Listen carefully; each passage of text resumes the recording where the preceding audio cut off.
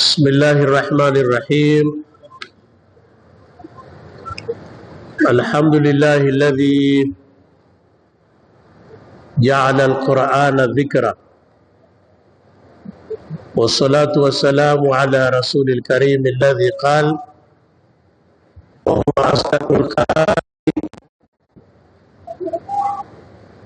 خير العلوم علم القرآن وعلى آله وأصحابه أجمعين، وبعد. من سورة الأنبياء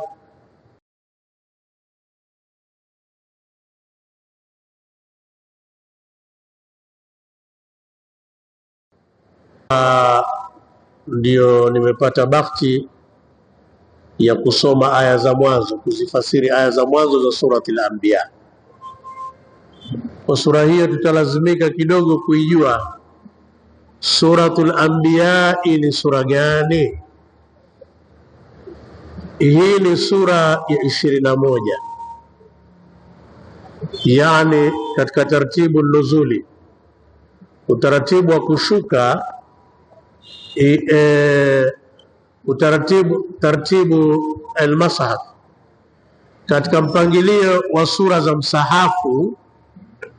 Hii tusomayo ni sura ya 21, yani ni baada ya suratu Taha na kabla ya suratul Haji. Sura hii ilishuka baada ya kushuka suratu Ibrahim.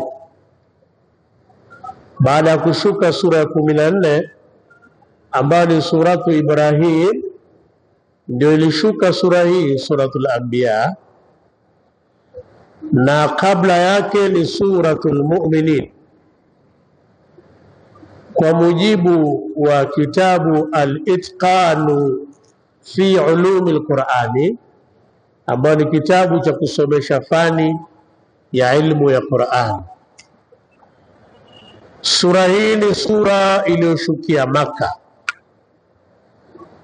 Na ndugu zangu Waislamu, ukiambiwa sura imeshuka Maka, maana yake ni kwamba ni kabla ya mwaka 622 miladia.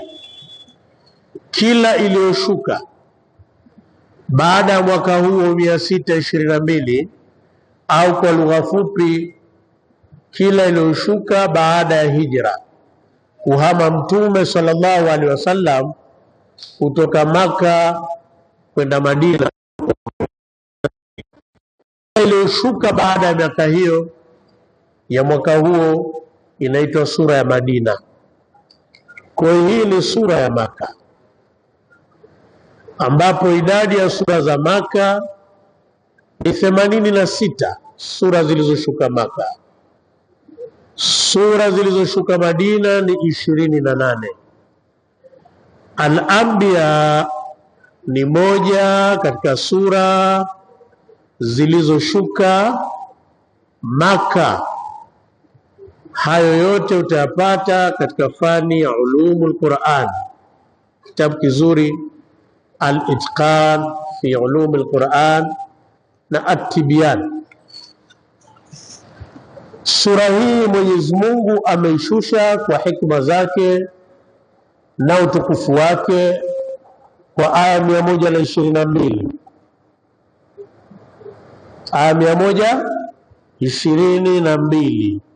Ndani aya hizo Mwenyezi Mungu ameiwekea maneno 1060, lakini akaiwekea herufi 1498. Aya hizi 10 tunazozisoma ni kwamba zazungumzia mambo makubwa manne. Moja, al-iqtirabu saa, kukaribia kiyama. Lakini pia sura hii imezungumzia istihza, kuchezwa shere Mtume sallallahu alaihi wasallam, na pia na kudharauliwa Qur'ani na makafiri. Na sehemu ya tatu ikazungumzia hakikatu risala, hakika ya ujumbe wa Mtume sallallahu alayhi wasallam, na sehemu ya mwisho imezungumzia adhamatul Qur'ani, ukubwa wa Qur'ani. Basi tuanze kusoma kwa taufiki yake Allah. Bismillahir Rahmanir Rahim. Iqtaraba linnasi hisabuhum, kwamba shakurubia sana makafiri, kwamba imeshakurubia sana kwa makafiri hisabu yao. Hapa annasu inakusudiwa kufari na mushrikina, wale ambao walikuwa kimpinga Mtume sallallahu alaihi wasallam. Karina au dalili ya tafsiri hiyo ni haya maneno ya mbele, wa hum fi ghaflatin mu'ridun, ndio iliyopelekea neno annasi lisitafsirike kama watu, bali imetafsirika kwa maana ni indhari kwa makafiri, yani kafiri yule ambaye mshirikina, anayepinga Uislamu, anayepinga mwingine anakubali lakini hatendi matendo mema, pia ni hivyo. Akasema Mwenyezi Mungu, iqtaraba linnasi hisabuhum, ishawa kurubia watu hisabu yao. Hapa hisabu kwa maana ya kiyama. Wa hum fi ghaflatin mu'ridun, na hali ya kuwa wao bado wamo katika kughafilika sana, wenye kupuuza. Kwa maana hapa tuwapata kusoma kiyama kitajitokeza na alama zake zote, kama ilivyo sasa alama zile zinazoitwa ndogo ndogo za kiyama tuendelea kuishi nazo. Miongoni mwa hizo ni ile inayosema kwamba la taqumu saa hata yatakaraba zamanu, kiyama hakitotokea mpaka zama zitakuwa zimesogeleana. Fatakunu sanatu kashahri, itakuwa mwaka mzima ni hisia itakayokuja kwa mtu, namna utakavyokuwa unapita haraka, itakuwa kama mwezi tu.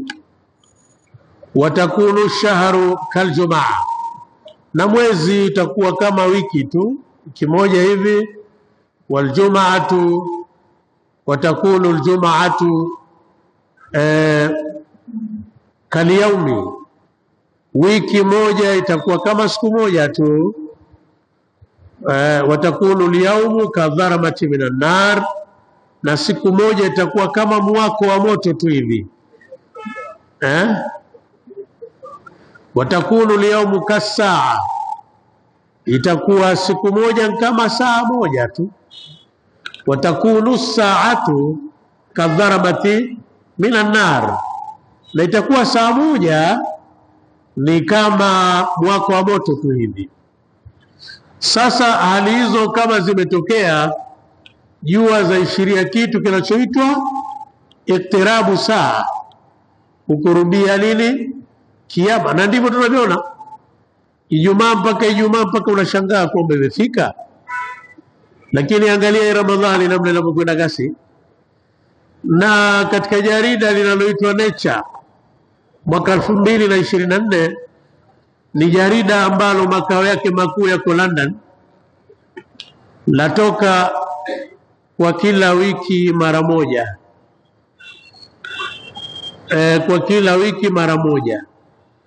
Na kuna jarida moja linaloitwa Nature Science la huko Uingereza latoka kila mwezi Nature Geoscience. Nature Geoscience kwa mwezi linatoka mara moja. Mwaka 2024 majarida hayo yameandika kwamba kwa sasa tangu mwaka 2020 saa si zile zimepunguzwa, siku haina masaa 24 tena. Na Muislamu hutaki kusema kwa sababu ya ubize. Kashasema Mtume sallallahu alaihi wasallam ni katika dalili za nini? Za kiyama. Mtume aliwahi kusema moja dalili za kiyama yani ni kukithirika watu wengi watakao hifadhi Qur'ani, lakini nakuwa wachache wanawazuoni. Kuhifadhi Qur'ani ni jambo zuri, lakini ni moja katika dalili za kiyama ikiwa Qur'ani itahifadhiwa sana, lakini wenye kufuatilia na kujua maana zake hakuna. Na si jambo baya kuhifadhi Qur'ani, jambo zuri, ni dalili tu za kiyama kwamba mkishaona hivi ni kiyama. Kwa hiyo iqtaraba linnasi hisabuhum, mekurubia kwa watu hisabu yao, yani kiyama chao. Wa hum fi ghaflatin mu'ridun, na hali ya kuwa wao wamo katika kughafilika, ni wenye kupuuza. Sasa utajiuliza, aya hii mbona imeshuka zamani sana? Kiyama mpaka leo hakijafika tu. Mtu anaweza kusema kiyama bado, kiyama bado. Hata hao mushrikuna wanaozungumziwa walikuwa wanasema hivyo hivyo, lakini unajua ili upate mawasiliano mazuri ya kiyama kuna mazingira lazima uwepo, ndio utajua uko karibu zaidi. Na mazingira hayo ni kaburini. Hawa ambao tayari wako kaburini wanajua kwamba kiyama kiko karibu mno. Kwa hiyo aya hii pia ni kuwakumbusha watu kwamba kuna kufa haraka, na katika kufa haraka utaona mazingira ya ukaribu wa kiyama. Tunakwenda pamoja.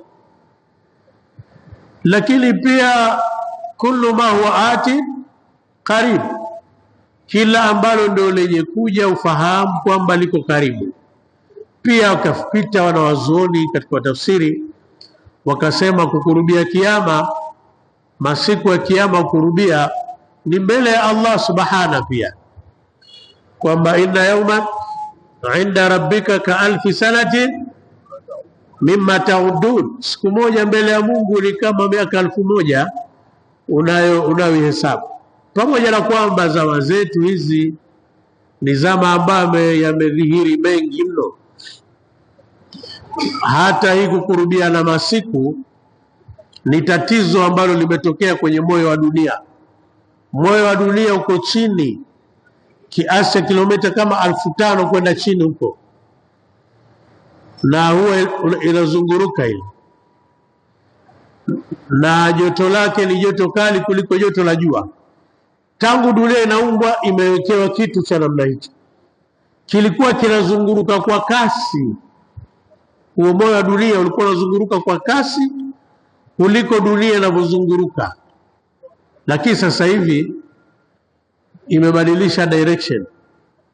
Kule kubadilisha direction wanasema ni dalili ndio inayosababisha masiku kwamba kukaribiana, lakini pia wamekiri kwamba yaonyesha jua kuna siku moja litatoka upande wa wapi? Wa magharibi. Kwa hili lilotokea, na hili la hii hawajagundua siku nyingi. Mwaka 2020 ndio limejulikana tatizo hilo la dunia. Kwa hiyo iktaraba linasi hisabuhu ina maelezo mengi na muda hautoshi. Mekurubia kwa watu hisabu yao, wa hum fi ghaflatin mu'ridun, na hali ya kuwa wamo katika kughafilika kuliko kuwa kukubwa, na ni wenye kupuuza. Ma yatihim min dhikrin min rabbihim muhdathin, haiwajili wao aya yoyote ya Qur'ani. Hii dhikri hapa ni aya, haiwajili wao aya yoyote ya Qur'ani min rabbihim, kutoka kwa Mola wao, muhdathin, aya ambayo ni mpya, aya ambayo ni jadid, illa stamauhu, ila wataisikiliza kwa makini, wahum yalabun, na hali ya kuwa wao wanacheza. Qur'ani pia huitwa dhikri, Qur'ani pia huitwa kwa maana a'rada an dhikri, pale kwa maana Qur'an, atakayepuuza Qur'ani yangu hii, fa inna lahu maishatan dhanka, ana maisha tabu. Na dunia sasa tuna tabu, tuna dhiki, tuna misukosuko mingi kwa sababu si watu wa Qur'an. Lahiyatan qulubuhum, hali ya kuwa ni zenye kupuuza mno nyoyo zao. Lahiyatan qulubuhum, hali ya kuwa ni zenye kupuuza mno nyoyo zao. Sasa waweza hapa ukapatwa na kigagazi kwamba hii yalaabuna si tayari wanapuuza, mbona ajirudia tena? Yaweza ikawa ni maana ya laabun kufanya taukidi tu, lakini hapana. Hapa anaonyesha mahala sehemu mbili tofauti katika kiwiliwili cha binadamu, sehemu ambayo allahabu inatoka na sehemu ambayo nini, allahau inatoka. Allahau inatoka ndani ya nini? Moyo. Allahab, mchezo, unatoka ndani ya ule upuuzaji, dharau, huwa kitu kinachotoka ndani ya moyo. Lakini kucheza, kuzunguruka, nacheza, aya zikisomwa mbele yao ambao ni aya mpya, wao wanazigeuza kama ni mziki, wanazunguruka, wanacheza. Kwa kitendo chao kile kimenukuliwa ndani ya Qur'an, lakini pia na yale yaliyo ndani ya moyo wao. Ndio maana akasema lahiyatan qulubuhum, lahiyatan qulubuhum, hali ya kuwa ni zenye kupuuza sana nyoyo zao. Wa asarru najwa, hili tukio ni Allah subhana ameliweka wazi, ni vikao vyao vya siri.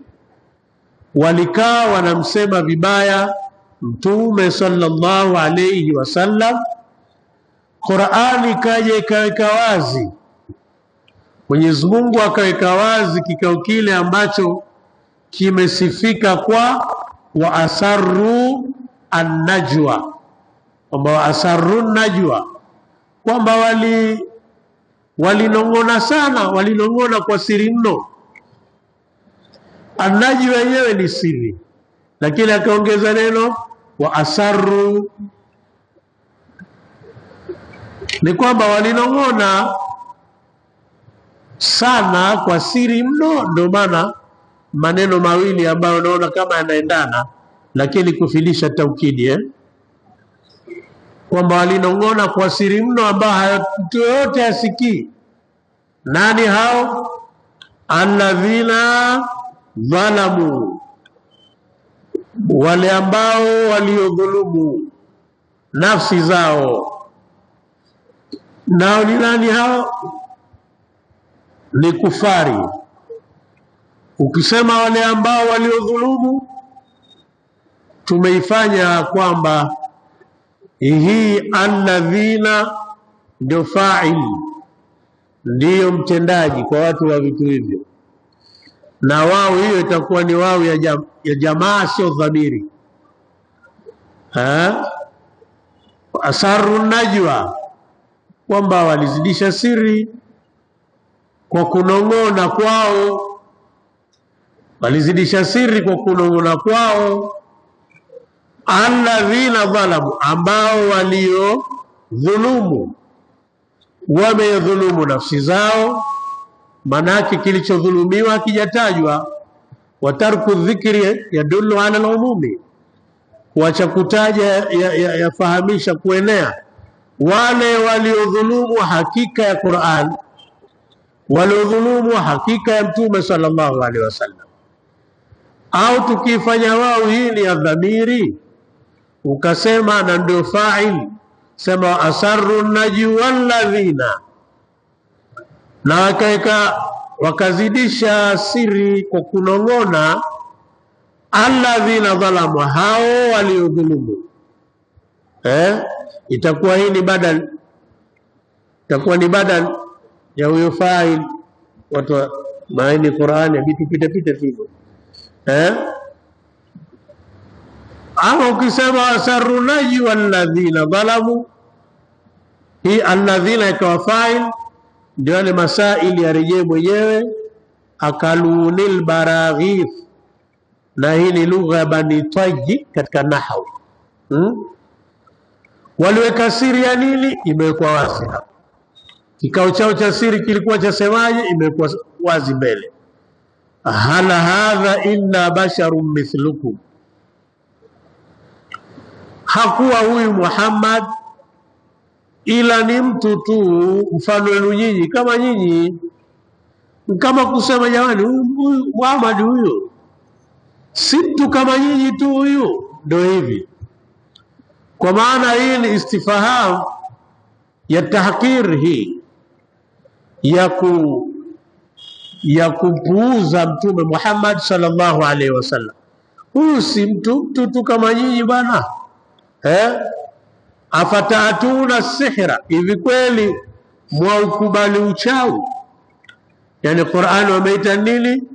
Uchawi. Ndio maana tukasema sura hii sehemu ya kwanza imezungumzia kukurubia kiyama, sehemu ya pili ikawa ni at-takdhib wal istihza'u, kumkadhibisha Mtume sallallahu alaihi wasallam na kumfanyia istihzai. Hapa afataatun, kwa maana mnakubali. Pamoja na kwamba fiili imekuja hivi, lakini hapa ni kama mwakubali uchawi. Yani ile kwamba Mtume kaja na uchawi wanavodai wao, na nyinyi mkaufuata, ni kama wao na wao wameuleta nini? Uchawi, na kuuleta kule ni kukubali. Ni tafsiri ya itibaru masa yakuu. Ni kwamba afataatuna sihra, hivi kweli nyinyi mnakubali uchawi? Ni istifham pia tahkiri, kuondoa watu nini? Akili, kwamba Qur'ani ni uchawi tu. Wa antum tubsirun, na hali ya kuwa nyinyi mwaona kwa macho yenu kwamba huu ni uchawi tu bwana. Qala, akasema Mtume sallallahu alaihi wasallam, na maneno haya Mtume sallallahu alaihi wasallam na ya namna hii yalikuwa sana kimuudhi Mtume sallallahu alaihi wasallam, mpaka Qur'ani ikaizungumza hasira ya Mtume na ikampa dawa ya kufanya. Katika nyingine kule utaona kadina alam annaka yadhiqu sadruka bima yaqulun. Tukishajua kwamba moyo wewe unakasirika sana, ile kudhiki moyo ni kukasirika, ile ni kinaya tu. Ni kukasirika, wakasirika sana. Bima yaqulun, wale wanasema, miongoni mwa haya waliyosema, hal hadha illa basharun mithlukum afataatuna sihra wa antum tubsirun. Hakuwa huyu bwana, huyu Muhammad huyu, ila ni mtu tu mfano wenu. Hivi kweli nyinyi mwaukubali uchawi na hali ya kuwa nyinyi mwaona? Mwenyezi Mungu alipomwambia tuwajua wale wanaosema, tuwajua kwamba moyo wako unapata tabu, unakasirika, akampa njia ya kuondoa zile hasira, na mimi nakupa pia kwa njia hiyo kwamba fanya sana tasbihi na uwe mtu wa kulazimiana na kuswali, na ukiswali usujudu sana, sababu ile sijida huwa inaondoa stress. Kama umekasirika, ukisujudu vizuri kwa namna inavyotakikana kwa sheria za kifikihi, basi ufahamu kwamba hasira inaondoka, stress inaondoka. Ndio maana Mwenyezi Mungu akamwambia fasabbih bihamdi rabbika wa kum minas sajidin, kwamba wewe umsabihi sana Mola wako hali ya kuvaana na kumsifu yeye, na uendelee kuwa katika wenye kusujudu sana. Maana wenye kuswali sunna sana, lakini kwenye sijida pale refusha sijida yako. Una hasira zitaisha, una mambo yako kwenye moyo yanakukerakera, yataisha. Na Dr. Zakir Naiki katika kitabu chake ameandika jambo hilo, kitabu chake cha Ajabu ya Uislamu ameandika jambo hilo kwamba sijida huwa inaondoa stress, lakini ikamilike. Isikawa umesujudu lakini miguu yote imetangulia juu, imenyanyuka juu hivi, haitakikani. Kwa hiyo Mtume sallallahu alaihi wasallam kwa yale akasema,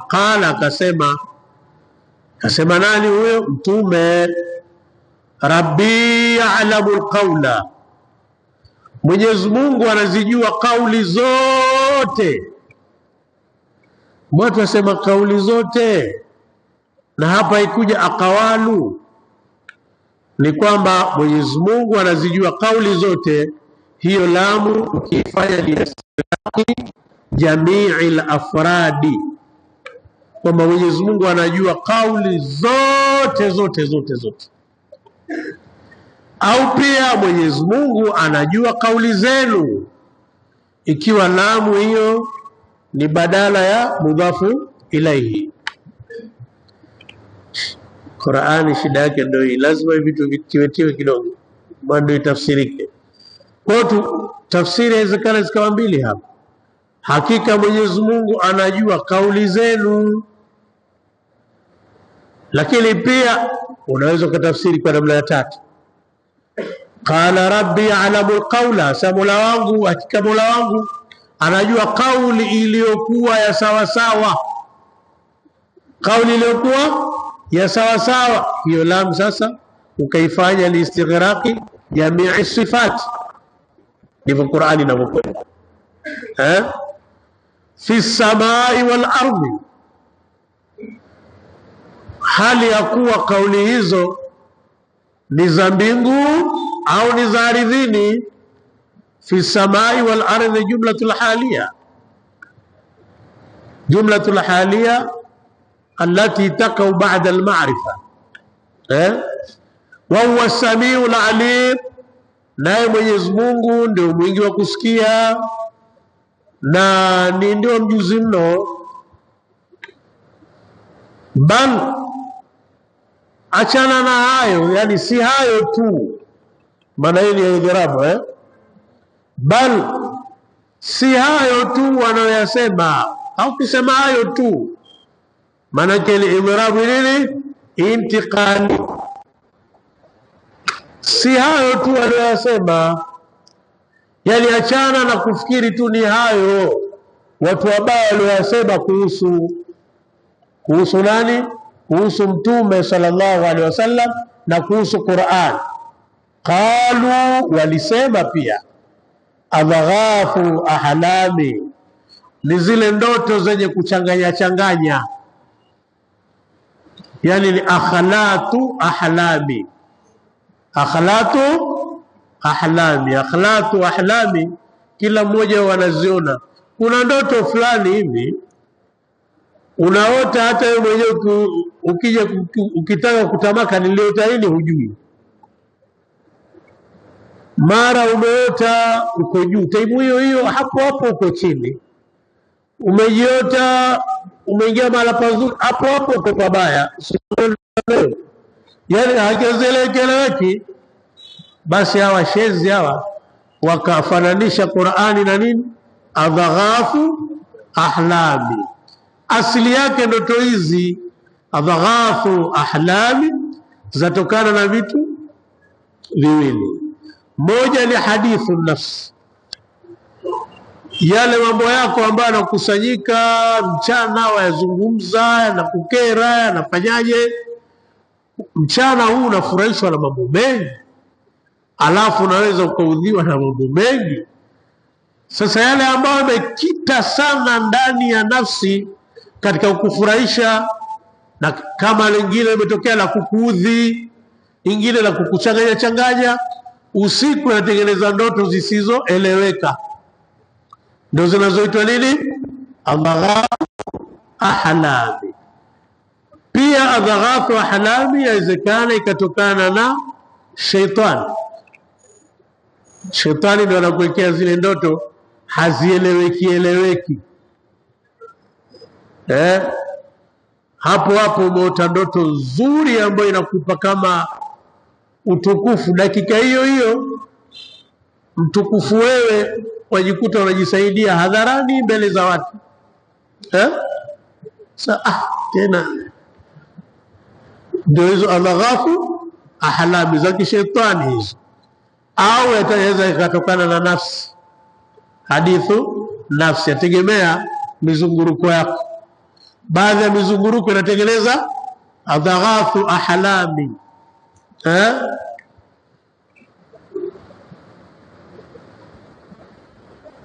Na hizi adghafu ahlami hizi wakati mwingine ndio zinakufanya muone baba yako mchawi, mama mchawi, kwa sababu waweza ukaota ndoto wakimbizwa na kenge.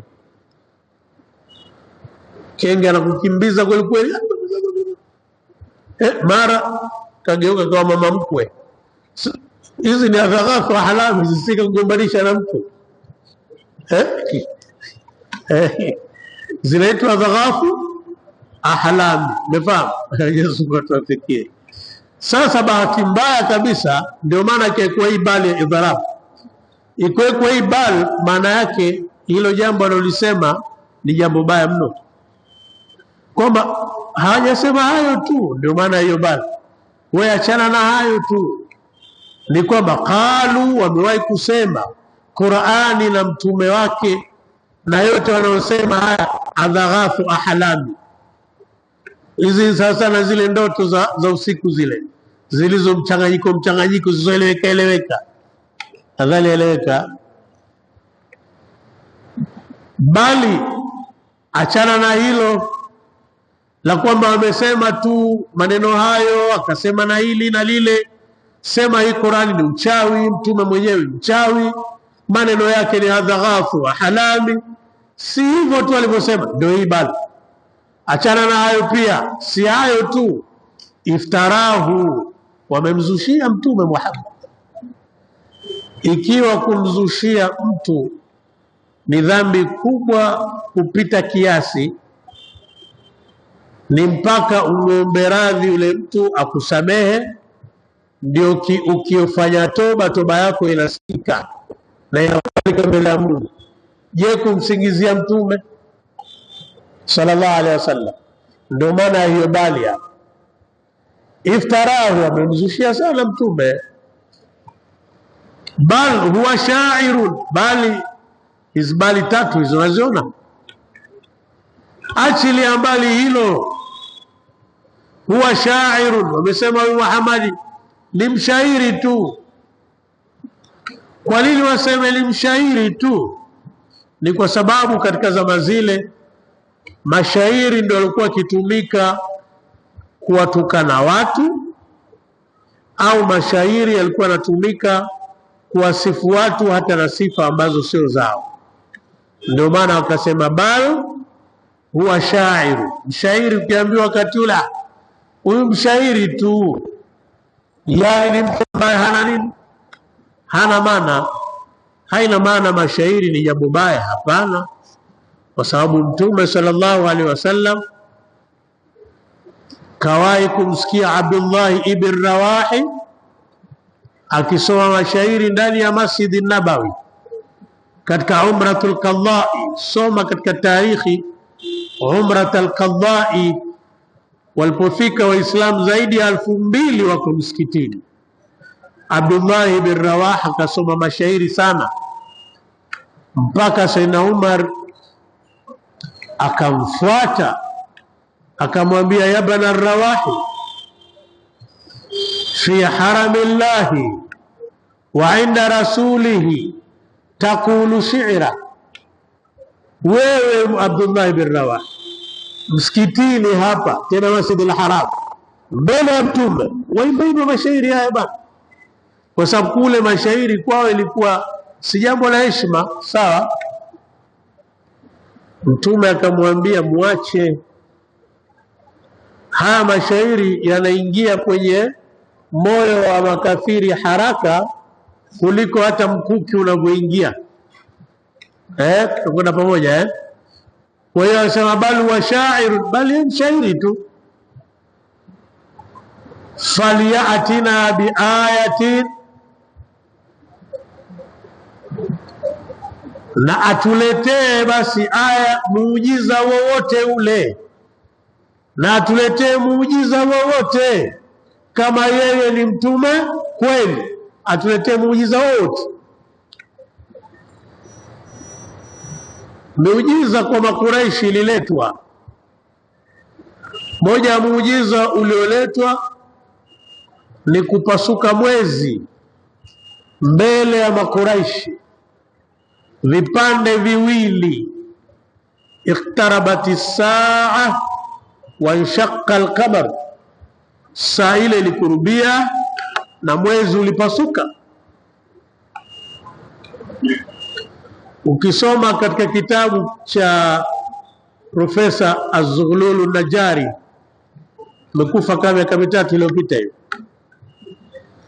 kaandika miujiza ya Mtume Muhammad, kitabu chake nacho. Moja ya muujiza alioandika ni mzungu mmoja alisilimu, kiitwa David. Alisilimu baada ya kusoma iktarabati saa, pale aliposikia mabishano, aliposikia CNN wanazungumza, wanamhoji mtu mmoja wa NASA mwaka 1987. NASA ni shirika lile la anga la Marekani. Wanamhoji kwamba nyinyi mnapoteza hela bure, kwenda mwezini huko na nini, hamna faida yoyote, wako maskini duniani chungu zima. Mtangazaji wa CNN, jina nimemsahau, ndio alikuwa anamhoji. Akasema, unajua kule si tumeona ambao watu wengi hawajaona. Moja, tumeona katika ardhi ile ya mwezi ile imepasuka, kuonyesha baadhi ya wakati huko nyuma mwezi uliwahi kufanyaje, kupasuka. Yule mzungu alisilimishwa na jambo hili, kwa mujibu wa Zughlul Najari katika kitabu chake. Kitabu cha Kiarabu alichokuwa nacho ni Ijazul Ilmi fi Ahadithi Nabawiyyi, lakini kuna cha Kiarabu na Kiingereza. Ameandika tukio hilo. Kwa moja ya muujiza ni kupasuka mwezi, bali hapa sasa falyatina bi ayati, na tuletee muujiza wote basi. Na hapa ilikuwa ni kabla ya Mtume kuwaonyesha miujiza mbalimbali wale makafiri. Kama ursila al-awwalun, kama walivyotumwa mitume wa mwanzo. Kwa maana mitume wa mwanzo walikuwa na miujiza mingi inajulikana. Abdullah Musa alayhi salam alipiga bahari ikawa kavu, mto Naili ule piga katikati ukawa ni mkavu kabisa, wakapita na watu wake. Lakini huyo huyo alirusha fimbo ikageuka ikawa nyoka. Nabi Isa ilikuwa shika mtu aliyekufa hivi ananyanyuka. Kila mtume na miujiza yake. Sasa kwa kujua ile miujiza ya mitume wengi, wanamkoga Mtume Muhammad sema falia atina bi ayati, na tuletee aya yoyote basi, muujiza wowote, kama ursila al-awwalun, kama walivyotumwa mitume wa mwanzo. Qur'ani inasema ma amanat qablahu min qaryatin ahlakinaha, hawakuamini kabla yao, yani hawakuamini kabla yao. Na hao ni wale watu wa nini? Wa miji ambao tulioiangamiza, hawakuamini. Anambia kwamba hawakuamini kabla yao hao watu wa miji ambao tulioangamiza. Hii min tumetafsiri kwa maana ya hao, kwa maana ni mini ya bayani. Hawakuamini kabla yao hao watu wa miji. Qaryatan ijazo hafi, hudhifa kalima hapo, ambao ingekuwa takdiri yake ma amanati qablahu min ahli qaryatin ahlakinaha. Sawa, ma amanat,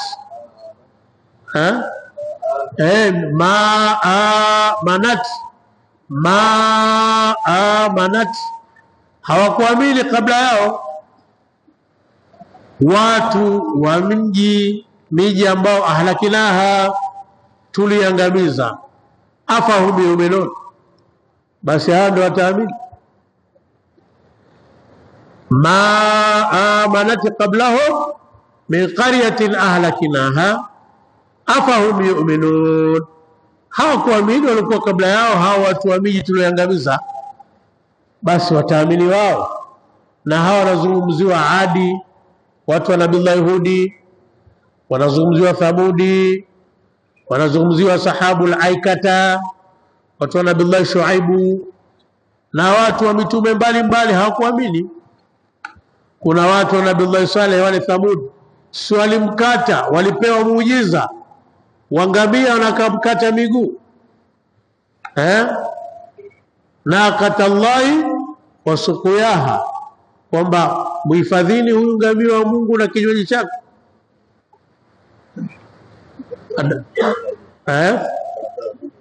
Fakadhabuhu faqaruha, wakamkadhibisha na wakamkata miguu. Kwa ndio maana hapa anasema Mwenyezi Mungu ma amanati qablahu, hawakuamini walio kabla yao, mikariatin, hao watu wa miji, ahlakinaha, tulioangamiza. Afahum yu'minun, je wao wataamini? Wama arsalna qablaka, na hatujawahi, wama arsalna qablaka, na hatujawahi kutuma kabla yako, illa rijalan nuhi, isipokuwa ni watu tuliowatuma, ni wanaume ambao tuliokuwa nuhi ilaihim, tunawapelekea wahai. Kwa maana kwa nini imekuja hii rijalan? Ni kwa sababu wao walikuwa wanataka kwamba yani Mwenyezi Mungu angetaka kuleta mtume, analeta binadamu huyu anayekwenda sokoni, anakula, anashiba, anakwenda chooni. Si angetuletea malaika kama kweli angetaka kuleta mtume? Ndio maana hapa kunajibiwa namna hii, wama arsalna qablaka, wama arsalna qablaka, hatujawahi kutuma kabla yako, illa rijalan nuhi, isipokuwa ni wanaume au watu ambao nuhi ilaihim, tulikuwa tukiwapelekea nini? Wahai. Tunawapelekea wahai tu. Fasalu ahla dhikr, waulizeni watu wa vitabu vya nyuma. Adhikri pia hapo imeitwa ni Zaburi, adhikri hapo imeitwa Taurat, adhikri hapo imeitwa Azabur, imeitwa kwa jina pia la nini? Adhikri.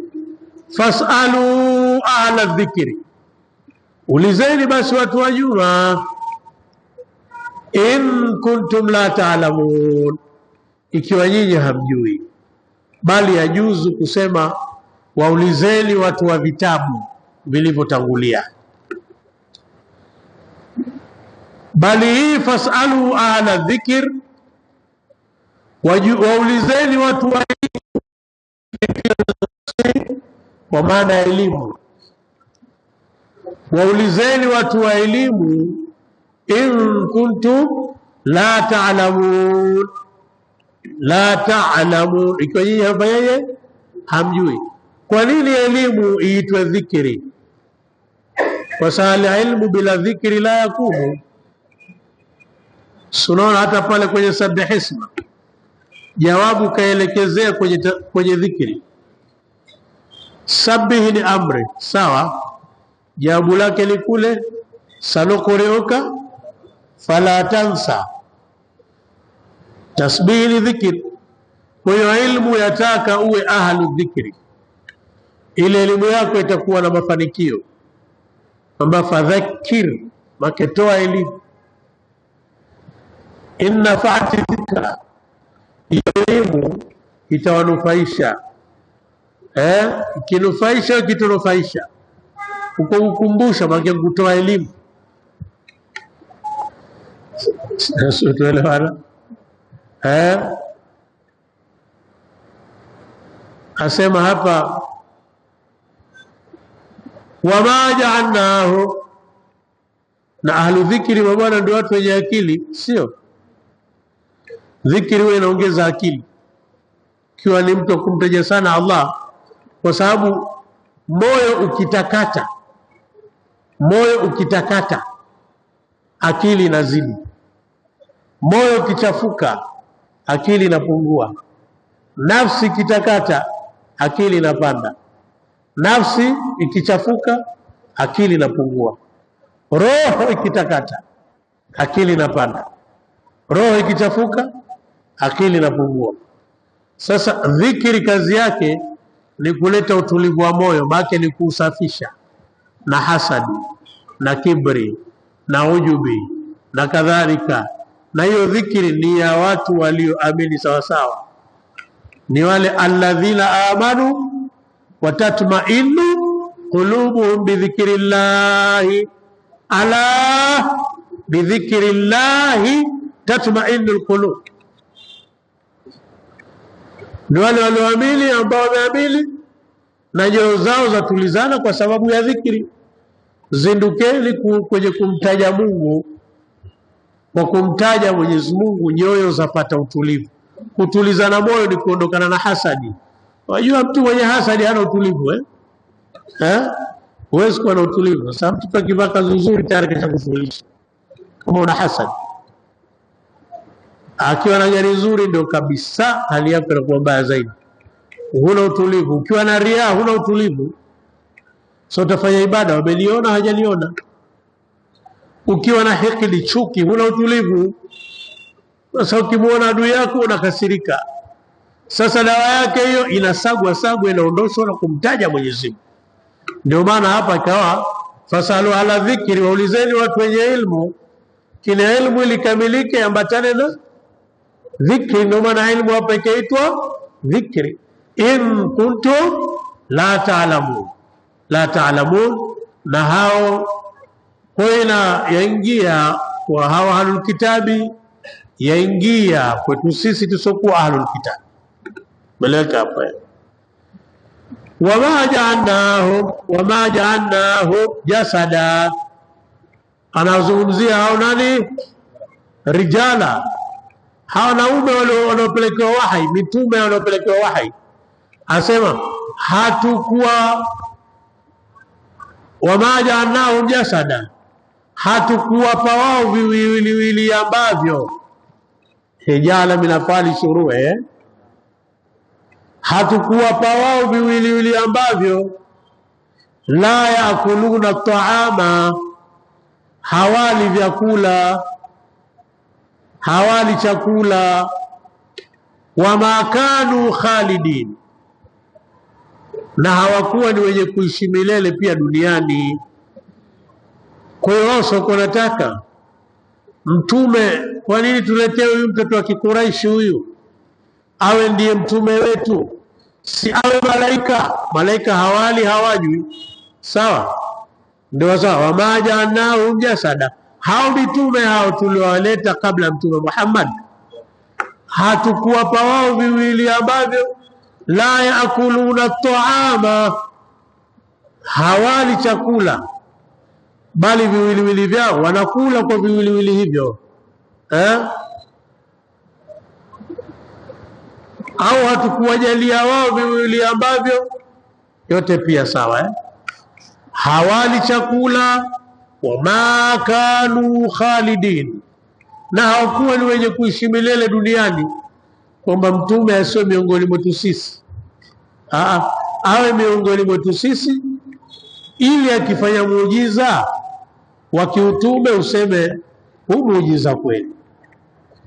Lakini wao wanataka mtume angekuwa Jibrili, hata akifanya muujiza gani sitasema si Jibrili. Maana hao hawana dogo. Angeletewa malaika asema sasa songetuletea binadamu ndio tungeamini. Mwanadamu ndivyo anavyokuwa. Thumma sadaqnahumul wa'da,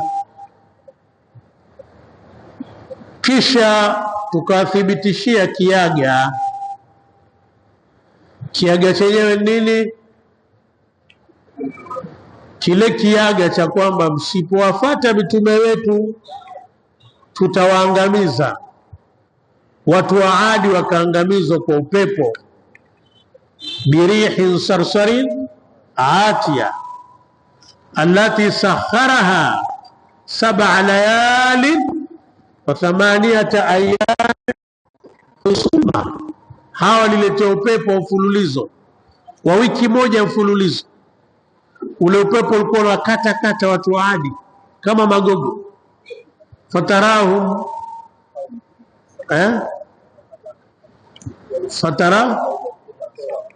fatara qauman fiha sar'a ka'annahum ajazu nakhlin khawiya. Utaona watu wao wale wamelala chini, shakufa wamelala chini kama magogo yaliokuwa matupu.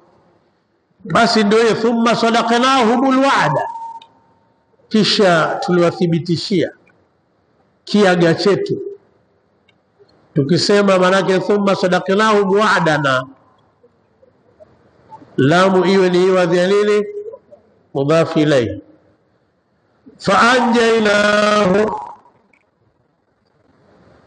tukawaokoa, waman nashau, na tuliowataka, wa ahlakna almusrifin, na tukawaangamiza waliochupa mipaka.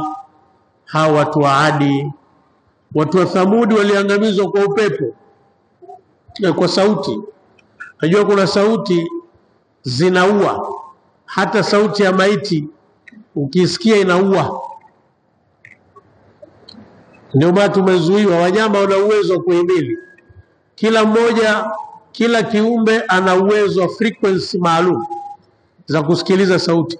Kuna sauti chungu zima hapa duniani kali kupita kiasi, ambazo kama zikidhihirika tunaanguka wote, tunakufa. Kama ile tukio wakati fulani liliripotiwa sana miaka ya nyuma, la wale wanafunzi nadhani kwa Kenya kule, walisikia sauti ya ajabu, walikufa, naanguka wakafa. Ni kwa sababu ile sauti imezidi zile frequency za binadamu kusikia. Masikio yatapasuka, utatoa damu puani, utatoa damu masikioni.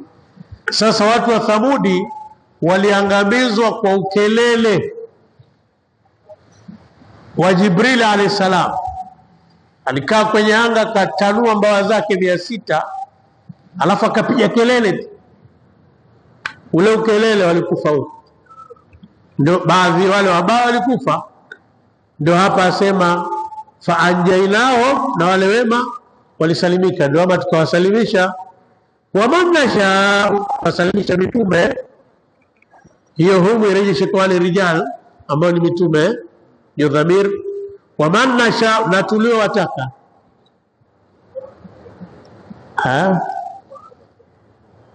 nini? Nini? Kiage kizuri Kwa nini?